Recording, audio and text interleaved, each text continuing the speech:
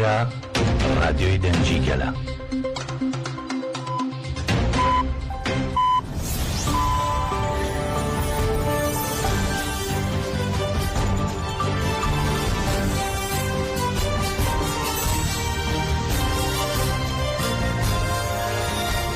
ئەم کاتەدان باش بیسەرانی هێژە لە ناوەندی هەواڵەکانی رادیۆ دەنگی گەل بە یارمەتیا و کارانم گەشتی هەواڵەکانی ئەمڕۆ هەینی شەشی کانونی یەکەمی 2024 پێشکەش دەکەین.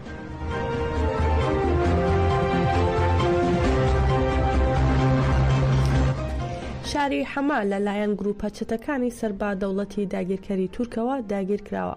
سوپای سووریا ڕاگەیان شاری حەما لەلایەن گروپە چەتەکانی سەربا دەوڵەتی داگیرکەری تورکەوە داگیر کراوە و بۆ پاراستنی هاوڵاتیانی مەدەنی بەرەو باشووری شارەکە کشاونەتەوە. هێرشی گروپە چەتەکانی سەربا دەوڵەتی تورک لە سووریا بەردەوامە و دوای چەند ڕۆژێک لە شەڕ و ململانەی لە دەوروبەری شاری حەما چەتەکان چوونەتە ناوەندی شارەکەوە. هەروە سوپای سووریا ڕاگەیان بۆ پاراستنی هاوڵاتیانی مەدەنی هێزەکانیان بۆ هێڵی باشووری شارەکە کشاندوتەوە.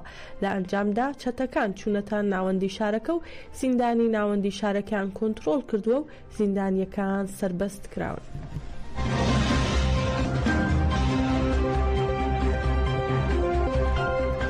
ناوەندی ڕاگەیاندنی هێزەکان یاسایشی ناوخۆی هەرێمی باکوور و ڕۆژهەڵاتی سووریا لەسەر ماڵپەڕی فەرمی خۆی پەڕاگەیاندراوێک ئاماژەی بەوە کرد هێزەکانیان لا چواری کانونی یەکەم لە ئۆپراسیۆنێکی ئەمنی بەرفراواندا لە گەڕەکەکانی کانتۆنی ڕەقەدا 40 چەتەیان دەستگیر کردووە و دەست بەسەر بە چەک و کەلەوپەلەکانیاندا گیراوە. لە ڕاگەیاندراوەکەدا دەستنیشان کراوە چەتە دەستگیرکراوەکان لە شانە نووست و شاراوەکانی چەتەی داعش و سوپای نیشتمانی سەربا دەوڵەتی تورکن. هەل لە ڕاگەیاندراوەکەی هێزەکانی ئاسایشی هەرێمی باکوور و ڕۆژهەڵاتی سووریا ڕاگەیاندراوە بڕی ئەو چەک و تەقەمەنیانەی ئاشکرا کراوە کە دەستی بەسەرداگیراوە کە سێچەکی کلاشینکۆف 25 هاندی تەلەفۆن و لاپتۆپ و بڕێکی زۆری فیشەکە. هەروە لە ڕاگەیاندراوەکەدا داوا لە هاوڵاتیان کراوە لە کاتی بینینی هەر کەس و جوڵەیەکی نامۆدا هێزەکانی ئاسایش ئاگادار بکەنەوە.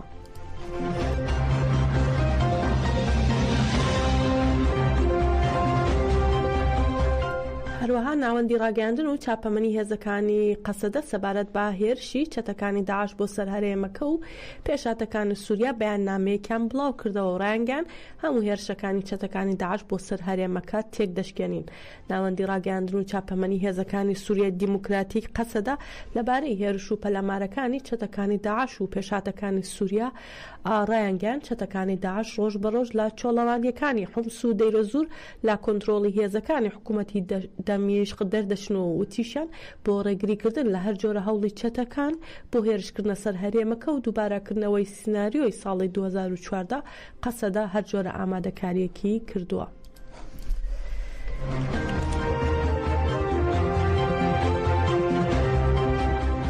شەروانی قەسەدا محەممەد ئەلسەرحان لە یەکی کانونی یەکەم لە کاتی ئەرکی خۆیدا لە کانتۆنی عەفرین شەهبا شەهید بوو. لە مەراسمێکی جەماوەری شکۆدار لە گۆڕستانی شەهید دوژوار لە گوندی داودیە سەربا حەسەکە بە خاک سپێردرا. مەراسمەکە لەلایەن ئەنجومەنی بنەماڵی شەهیدانی شاری حەسەکەوە ڕێکخرا بوو. ئەندامانی دامەزراوە مەدەنی ئەمنی و سەربازیەکان لەگەڵ ڕیسپیانی هەرێمەکە بە سەدان هاوڵاتی شار و گوندەواری حەسەکە بەشداری مەراسمەکە بوون. لە مەراسمەکەدا ئەندامی ئەنجومەنی بنەماڵی شەهیدان ئەحمەد حارس تەواوی شەهیدانی ئازادی بەبیر هێنایەوە و ڕایگەیان ڕێبازی شەهیدان تا بەدیهاتنی خەون و ئارمانجی شەهیدان و خاکە داگیرکراوەکان ئازاد دەکرێن بەردەوام دەبێت. هەروەها شۆڕش حەسەکە یەکێک لە فەرماندەکانی ئەنجومەنی سەربازی حەسەکە بە ناوی هێزی سەربازیەوە سەرخۆشی لە بنەماڵەی شەهید بەرخۆدان کردو. پاشان لە مەراسمەکە ناسنامەی شەهید بەرخۆدان خوێندرایەوە و ڕادستی بنەماڵەکەی کرا و تەرمی شەهید باوتنەوەی دوورشم لە گۆڕستانی شەهید دژوار بە خاک سپێردرا.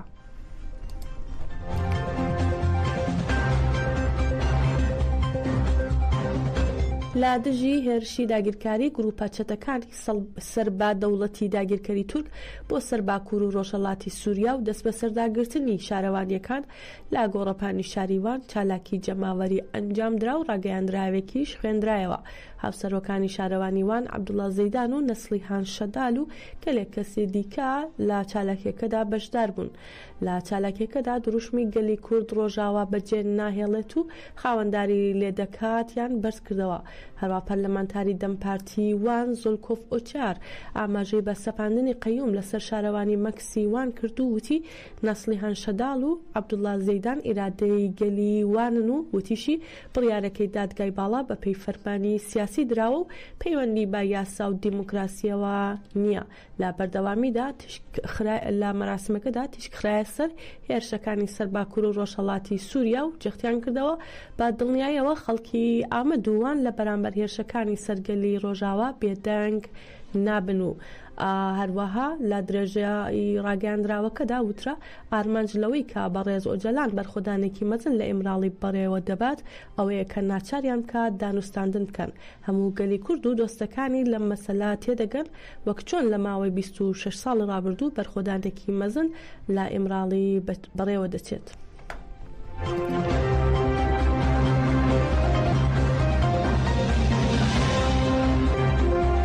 بەڕێوەبەری شنگال بۆ پشتگیریکردنی گەلی ڕۆژاوای کوردستان بە ڕاگەاندراوێک سندوقی کۆکردنەوەی هاوکاریان دانا. لە چالاکیەکەدا تاژێ و ڕێکخرا و دەستگا جیاوازەکانی خوبەڕێوەبەری و تەفگەری گەنجان بەشدار بوون و بانگەوازیان لە هەموو گەلی شنگال کرد هاوکاری کۆ بکەنەوە و پشتیوانی لە گەلی ڕۆژاوای کوردستان بکەن.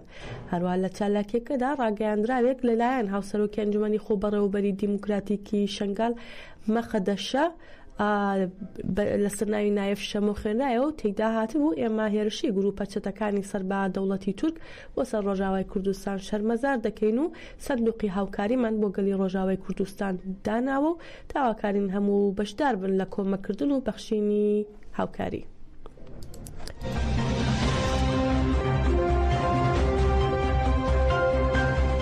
پەرلەمانتارانی شیعە لە پەرلەمانی عێراق دەیانەوێت یاسای باری کەسی لە عێراق هەموار بکەنەوە بەو جۆرەی کە لەگەڵ مەزهەبی شیعەدا بگونجێت کە بە وتەی چاودێران و توێژەران دەیان کێشە و گرفت تووشی کۆمەڵگا دەکات. ئەم هەموارش کاردانەوەی لە ئاستی ناوخۆ و نێودەوڵەتیدا بە دوای خۆی داهێناوە و لەو بارەیەشەوە چالاکوانانی بواری مافەکانی ژنان با پێویستی دەزانن هەمووان بە یەک دەنگ ڕوبەڕووی هەموارەکە بوەستەوە و ڕێگەر نەدرێت بە بەو شێوازەی ئێستا هەموار بکرێتەوە و دەڵێن یاساکە جگە لە زیان هیچ سوودێکی بۆ کۆمەڵگا نابێت. تایباری کەسێتی لە عێراقدا ئەگەر بێت و ئەو یاسایە وەکو ئەم شێوە تعدیلی ئێستای جێبەجێ بکرێت کێشە و لێکەفتەکانی دواتر ڕێی تێکچوونی خێزان و تێکچوونی شیرازەی خێزان و تێکچوونی پێکهاتی کۆمەڵایەتی کۆمەڵگە ڕۆڵێکی سلبی ئەبێت چونکە تۆ کچێک بە مناڵی ئەی بەش و لە کاتێکە خۆی مناڵە چۆن ئەتوانێت مناڵ و خێزانێک پەروەردە بکە. ئەمە وا لێ ئەکا کە تۆ ڕێژەی تەلاق جیابوونەوە زیاد بێ ڕێژەی فەساد و ڕێژەی کۆمەڵێک مەشاکیلاتی کۆمەڵایەتی زیاد بێ و کێ دادگاکان پڕ لە کێشە ئەبن و ئەو شوێنانەی شوێنی داڵدەدانە تووشی و ئەبێ کە تەزەخۆمێکی زۆر لە ژنانێک بێ بگرێتە خۆی بۆیە کۆمەڵێ لەکەوتی خراپی هەروەها کۆمەڵێ مناڵە بنە قوربانی ئەم پرۆسی زەواجەکە لەم بینەیە ئەگرێت. ئەمانە هەمووی ئەو لێکەوتە خراپانەیە کە ئەکرێت لە تعدیلی ئەم قانونیە. هیوادارین ڕێوشێن و ئیجراعاتێکی وها بگیرێتە بەرکە لە پەرلەمانتاران نەچنە ژێر ئەو تەئسیراتە و قانونە تعدیل بکرێت.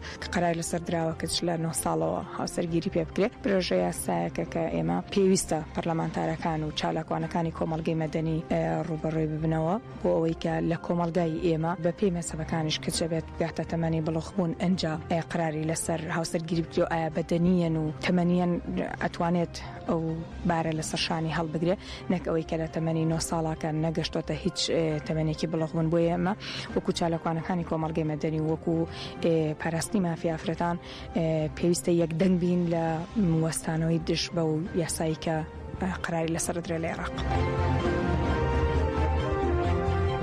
شەوی ڕابردوو بە سام سەباغ وەزیری دەرەوەی سووریا و عەباس عەراقچی وەزیری دەرەوەی ئێران بۆ تاوتوێکردنی دوایین پێشهاتەکانی سووریا گەیشتنە بەغدا و بڕیارە کۆبوونەوەی سێقۆڵی لە نێوان وەزیرانی دەرەوەی عێراق و سووریا و ئێران ئەمڕۆ ئەنجام بدرێت. هەروەها میدیاکانی عێراقی ئاماژیان بەوەش کردووە ئەم کۆبوونەوە سێقۆڵیە ببور.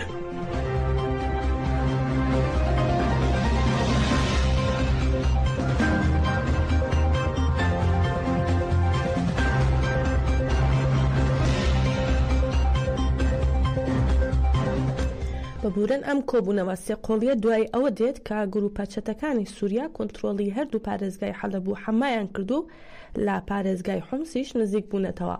ڕۆژنامەی ئەلوەتەنی سووری ڕایگەاندووە سەباغ دوای کۆبوونەوەکەی لەگەڵ فواد حوسێن و عەباس عراقچی بەرەو قاهرە گەشت دەکات بۆ بەشداریکردن لە کۆبوونەوەی کۆمکاری عەرەبی.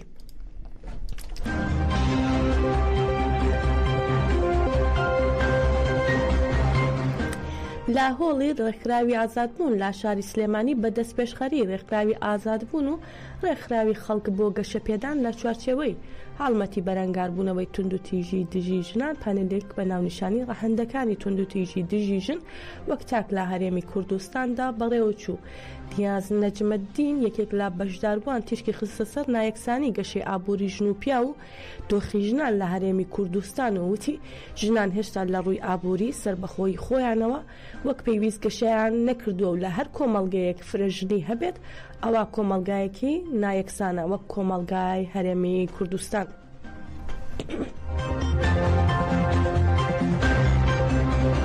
ئەو زەمەری پێشوو مرۆڤێکی یەکسان خواست اعتیباری زۆر بوو لەناو کۆمەڵگایە. لە سەرەتایە ڕەچەڵەشی نایەکسانی چۆن دروستە بێت ئێمە هەمومان بیردەواکەینەوە خەڵک هەوڵەیە بۆی پاوەری هەبێت دەسەڵاتی هەبێت پارەی هەبێت بەستە ڕاستیە ئەی بۆ پاوەرت پێویستە ئەی بۆ دەسەڵاتە پێویستە ئەی بۆ حەزێکی سامان لەناو خەڵکە بێت.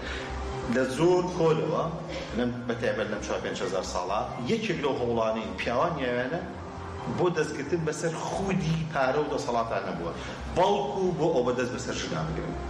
بە هەر حاڵ ئێستا ژن ڕای من لە قۆناغی کاتچەپایە لە قۆناغی ئەوایە کە بە پیاوان بگاتەوە.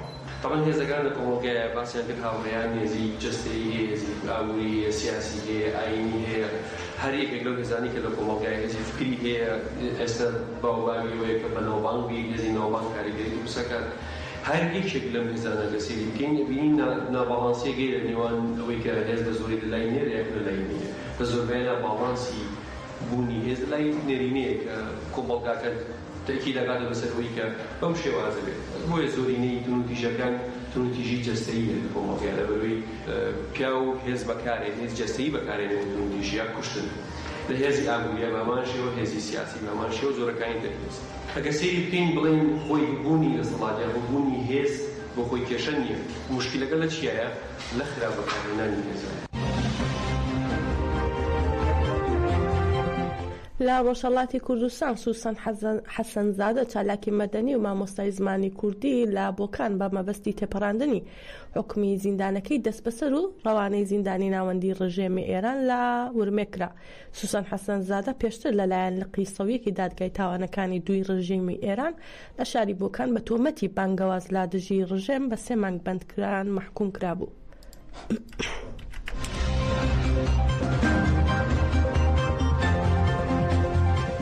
گرنگترین سەردێڕی ڕۆژنامە ئینگلیسی و عەرەبیەکانی ئەمڕۆ بەم شێوەیە.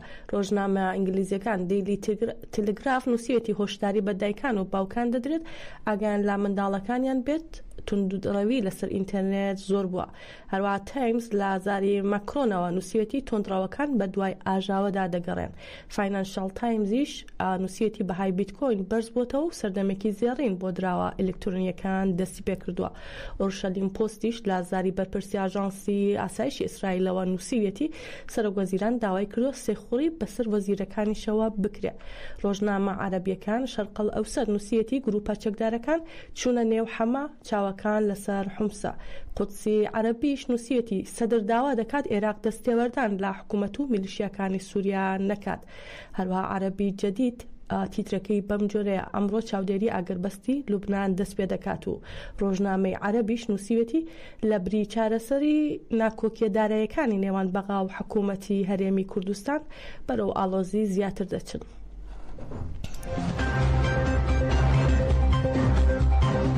پەڕێزان هەواڵەکانمان پێشکەشکردن بمێنن لا خێر و خۆشیدا.